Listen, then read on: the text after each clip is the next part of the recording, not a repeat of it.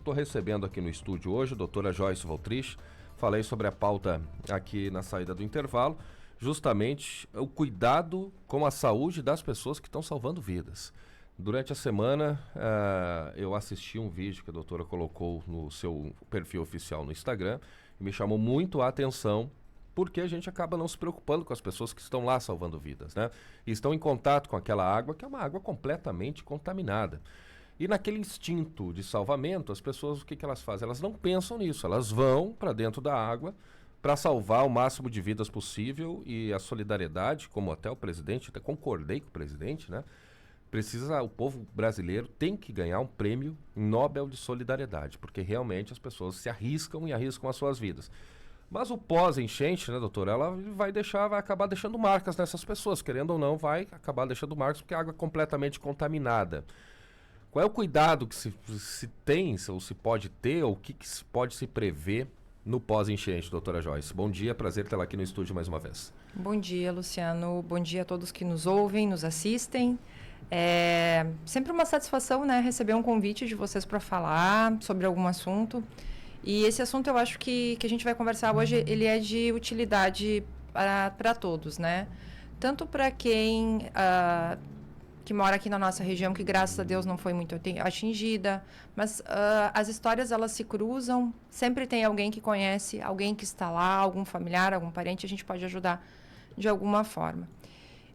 Pensando nisso, vai muito de encontro com o que tu estava falando alguns minutos atrás, sobre essa questão das águas contaminadas, né? Então, dentro disso, a gente tem todas as infecções, né, as mais possíveis e variadas infecções que a gente sabe que vão acontecer. A gente todas elas têm um período de incubação, então isso é uma questão de tempo, né? Mas infelizmente algumas a gente é aquela coisa, a gente não tem opção, né? É aquele instinto, tu vai salvar, depois a gente vê o que faz, né? E se não fosse dessa forma, a gente acho que não estaria conseguindo salvar tantas pessoas também. O fato é que, pensando em água contaminada, nós temos algumas doenças diretamente relacionadas a isso, né? E sem água a gente não consegue fazer nada, né? Um dos motivos da evacuação de Porto Alegre também é que as pessoas não estavam tendo água potável, né? Pensando em doença, a gente tem... Aqui emerge, primeiro, que a gente pensa, é a leptospirose, né? A leptospirose que todo mundo sabe que é transmitida pela urina do rato e de alguns roedores também, né? Capivara, enfim, outros animais que são dessa família dos roedores. E aí a gente pensa, mas eu só preciso, ela só vai entrar na minha pele, ela entra na pele, entra na mucosa da boca, entra na mucosa genital, entra pelo olho, é uma bactéria, uma espiroqueta muito pequenininha. Mas ela entra em pele íntegra também. Ela não precisa ter estar machucado. Necessariamente tu não precisa estar machucado, né? E a gente olha essas cenas, as pessoas têm água até o pescoço, né?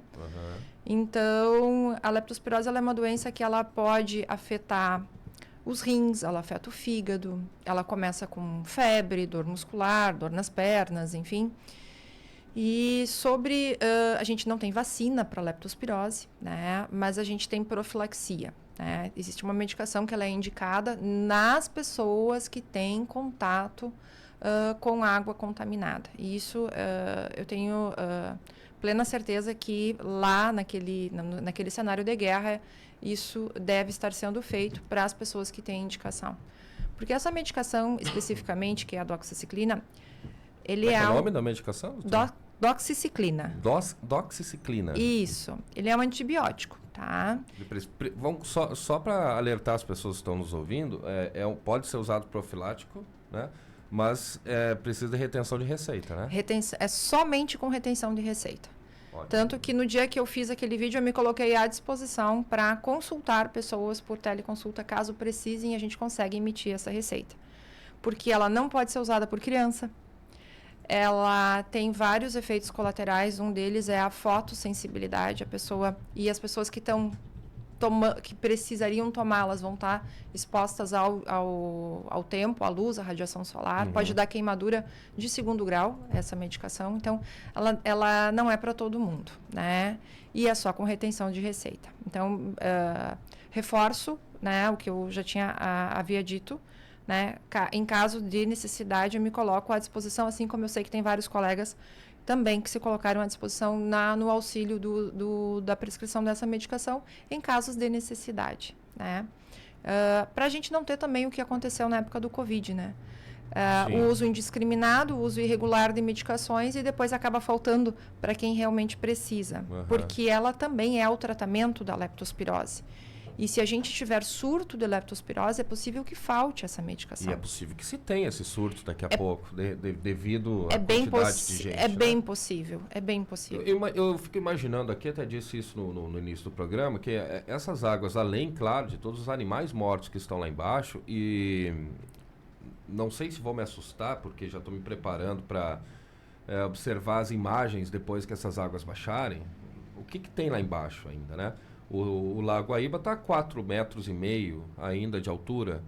O que está lá embaixo, né? Deve ter muitos animais mortos, infelizmente pessoas mortas e tudo tendo contato com essa água. Imagina o esgoto de Porto Alegre, né? Quando a gente vai a Porto Alegre, ele está seco. A capital gaúcha ela já tem um cheiro, um cheiro dela, né? Dela, próprio, que a gente já sente. Que é por ser uma capital, né? Tem muitas pessoas transitam ali. Então, você imagina o que está embaixo dessa água. Essa água deve estar completamente contaminada. Contaminada. E outra coisa que eu alerto também, e isso, esse risco ele é tão grande, e aí a gente pode entrar na questão da hepatite A, que também é transmitida por questões de água contaminada, né? E a hepatite A, felizmente, nós temos vacina, né? Contudo, a vacina ela tem um tempo de ação, né? Não é tomei a vacina hoje, amanhã estou protegido. Então, quanto antes, né? E em casos de tragédia como essa, a Defesa Civil, o Ministério da Saúde, eles liberam essa vacina além da população que ela é indicada, que são crianças. Até eu fui buscar saber sobre a vacina. E existem estoques de vacina ainda no estado do Rio Grande do Sul, então isso é importante, né? Mas é importante também que as pessoas busquem esse entendimento. Eu acho que nós estamos ainda no olho do furacão, não passou. O que as pessoas estão preocupadas ainda em salvar outras vidas, né? Os animais. Ontem, por exemplo, o cavalo lá, o caramelo. O caramelo foi salvo. Que se tornou um símbolo, né? Da resistência de tudo isso, enfim, né? Então as pessoas estão preocupadas ainda com isso. Só que já nos remete o pensamento do pós-enchente, né? Então tem que buscar saber também se foi aplicada a vacina ou não foi, né, doutor? Ela dura a vida toda? Precisa... Ela tem, na verdade, assim, ela é de repetição de dose, né? Tu tem que fazer, tem que ter o período, daí tu faz o reforço dela, mas para esse momento agudo, ter o intervalo da aplicação e pelo menos 7, 10, 15 dias, ela já começa o início de proteção, né, para essas pessoas. Por quê? Porque a gente tem a ideia agora do que a gente está vendo na televisão, que é a água com as pessoas. Então, a gente fala assim, tem a leptospirose, tem a hepatite A. A questão é que quando essas águas baixarem, bem como tu mesmo falou, a maioria dessas bactérias, tanto de animais mortos, de outras coisas, ela é viável na lama. Então, quem vai limpar isso, né? Quem vai limpar as casas, quem vai tirar os detritos, né? Que tenha os equipamentos de proteção, que usem botas longas, que usem luvas, porque as pessoas, no meio de tudo aquilo, é possível que tu se corte acidentalmente com alguma coisa, e aí a gente está falando até do tétano acidental. Então, a sequência das coisas, ela não é uma coisa que a gente podia a gente não pode resumir só em leptospirose e hepatite. A gente está falando em tétano, né? E aí o tétano, às vezes é um corte, alguma coisa que a pessoa banaliza, mas todos aqueles detritos, aquilo tudo a gente considera como contaminado. E o risco de tétano, ele é muito alto. Assim como hepatite, tem vacina. Então, as pessoas têm que colocar a vacina do tétano em dia, né? Eu acredito que esse seja um trabalho que a Secretaria de Saúde, o Ministério da Saúde, possa estar fazendo em loco lá, organizando, revacinando essas pessoas nesse período, porque todas as vacinas elas têm um tempo para ação, né? Então, quanto antes fizer, melhor.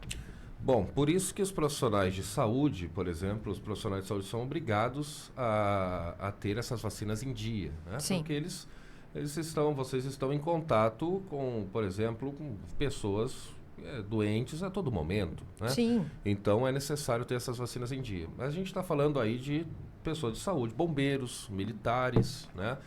O exército, as pessoas que estão trabalhando nesse voluntários resgate. também. Eles já têm então, essas vacinas devido ao trabalho que eles fazem. Deles. O que a gente diz aqui são os civis, são as pessoas comuns, os voluntários, né? Sim. Os heróis, as pessoas que não estão ligando para isso nesse momento. Sim. Porém, nós já estamos acendendo, acho que a imprensa tem um papel fundamental nisso, de acender esse alerta, né? Porque depois, o que vai acontecer? Vai influenciar lá no atendimento de saúde. A gente vai ter sobrecarga, represamento, né? E a gente já tem uma experiência recente, né? Que o nosso sistema de saúde no Covid, ele colapsou, né? Então, assim, e agora, hospitais, né, que a gente viu, o HPS de Canoas, o Centro Clínico Mãe de Deus, eles estão inviabilizados, né? Então, Sim. nesse momento. É uma coisa que a gente... Também são áreas que a gente não pode contar, né, com a estrutura dessas pessoas. E a gente vê cenas de profissionais de saúde trabalhando dentro do hospital com água até a cintura, né? Por quê? Porque não tem como abandonar os pacientes e não tem para onde colocar, não tem onde levar os pacientes. Eu vi uma cena que me chamou muito a atenção na saída do hospital, acho que era Mãe de Deus mesmo, na troca de plantão, que os hospitais eles fazem plantões assim de 7 a 7, das 7 a 7, né? É algo assim, né? 12 por 36. Isso. E a troca de plantão, os profissionais tinham que ser resgatados de barco, vir até o lado seco, e no lado seco estava a equipe que ia assumir o plantão para o próximo horário e voltava com aquele barco lá para chegar. Para sair, isso. Uma cena impressionante, que eu nunca imaginei ver isso em Porto Alegre, né? Sim. É um negócio fora do comum, né? Então, assim, é claro que se esse contingente de pacientes aumentar, nas condições atuais da capital, a gente não tem condição de receber, né, esses... De cuidar. E a questão do transporte, bom, então vamos transferir esses pacientes para outros lugares.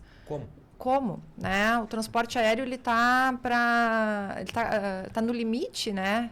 Então, é uma coisa que eu entendo que, na medida do possível, tudo que a gente está conversando aqui, se a gente conseguir atingir algumas pessoas, a gente já vai evitar que elas precisem depois de um atendimento, né? Alguma coisa mais séria, uma internação, uma UTI, enfim. Né? Replicar isso, acho que é importante. Até porque nós temos pessoas aqui na nossa região, quem nos ouve no rádio, por exemplo, nós temos hoje um comboio de Ijuí, está saindo de Ijuí, está indo a Roca Salles. Arroio do Meio, Roca Salles, Mussum, aquela região ali que foi muito atingida. Mesmo que não se tenha, né, mesmo cenário de Porto Alegre nessas cidades, mas essas doenças também podem começar a aparecer, a senhora disse, na lama ali, enfim, né, na nas sujeira. Pessoas. E uma outra coisa que às vezes a gente não para pensar também é sobre animais peçonhentos. Né? Então, a gente está falando então, de aranha, cobra, escorpião. Esses bichos todos, eles vivem no habitat deles, no local deles, né? Normalmente dentro de pedra, buraco, enfim, áreas escuras e tal. Tudo isso foi mexido agora, né?